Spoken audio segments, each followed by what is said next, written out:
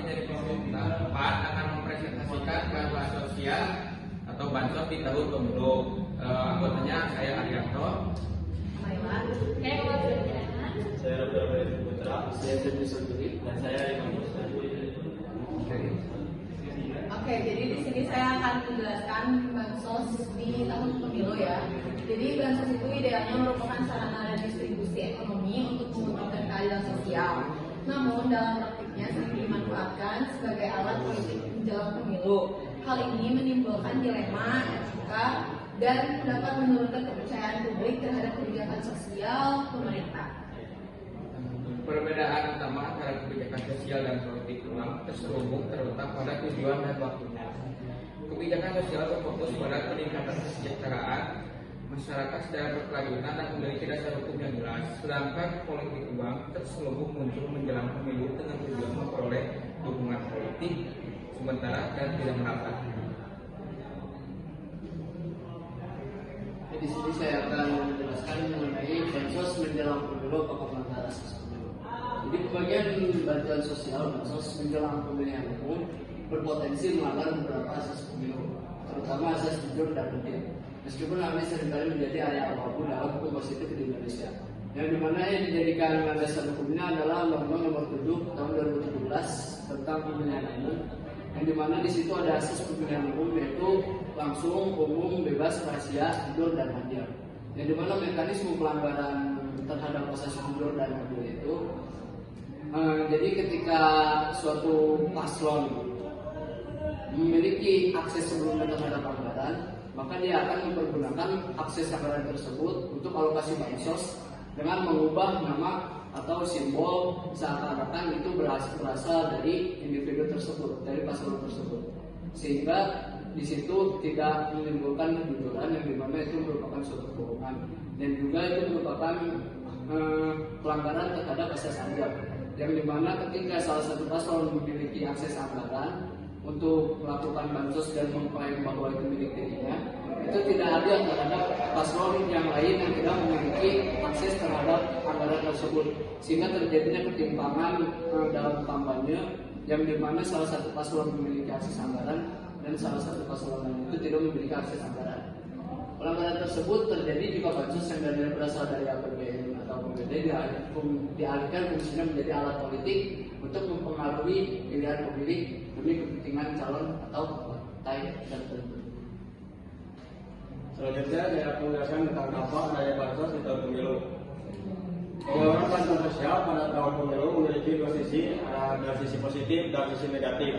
Dari sisi positifnya, bansos dapat membantu masyarakat berpenghasilan rendah memenuhi kebutuhan dasar, menjaga daya beli serta mendorong stabilitas sosial dan ekonomi.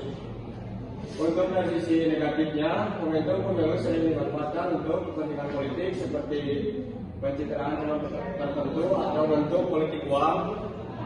Terselubung akibatnya terjadi penurunan kepercayaan publik terhadap pemerintah dan muncul persepsi bahwa bansos bukan lagi kebijakan kesejahteraan, melainkan alat politik. Oleh karena itu, pengawasan dan transparansi perlu diperkuat agar bansos tetap berfungsi sesuai tujuannya sebagai instrumen redistribusi dan perlindungan sosial, bukan strategi elektoral. Selanjutnya saya akan memaparkan tentang mekanisme pengawasan agar bansos tepat sasaran. Nah, agar bansos tepat sasaran terpadu dan transparan, pertama pemerintah melalui lembaga seperti BPK, BPKP, dan Inspektorat Jenderal harus rutin melakukan audit dan verifikasi data penerima. Kedua, masyarakat dan lembaga independen perlu dilibatkan dalam pengawasan publik agar potensi penyimpangan bisa segera terdeteksi. Ketiga, penggunaan teknologi digital seperti data terpadu kesejahteraan sosial atau DTKS dan sistem pembayaran non-tunai dapat meminimalkan manipulasi serta memastikan bantuan diterima langsung oleh yang berhak. Dengan kombinasi pengawasan tersebut, bansos dapat berjalan lebih transparan, akuntabel, dan bebas dari kepentingan politik. Oke, jadi kesimpulannya itu penyaluran bansos meningkat drastis dan sangat rentan terhadap politisasi. kenaikan anggaran bansos yang terkadang bahkan melebihi masa-masa krisis. Seringkali disalurkan secara masif dan terkesan mendadak menjelang hari pemilihan, memunculkan kekhawatiran bahwa program kesejahteraan rakyat tersebut disalahgunakan untuk kepentingan elektoral atau barrel politik. Nah, bansos ini juga merupakan program yang selalu berada di persimpangan antara tanggung jawab konstitusional negara untuk melindungi masyarakat miskin dan godaan politisasi elektoral oleh pihak yang berkuasa. Secara prinsip, bansos seperti PKH, BPNT adalah program yang rutin APBN-nya itu bertujuan mulia. Namun menjelang hari pemilihan terjadi kecenderungan historis dan empiris yang adanya peningkatan anggaran dan intensitas penyaluran bansos. Jadi hal ini bansos terbukti memiliki korelasi yang sangat kuat dalam mempengaruhi perilaku dalam memilih, di mana penerima cenderung memilih calon atau partai yang didukung oleh pihak yang berkuasa, sehingga memberikan keuntungan elektoral yang signifikan. Sekian dari kelompok 4, mohon maaf bila ada kesalahan. Assalamualaikum warahmatullahi wabarakatuh. Audio Jungle.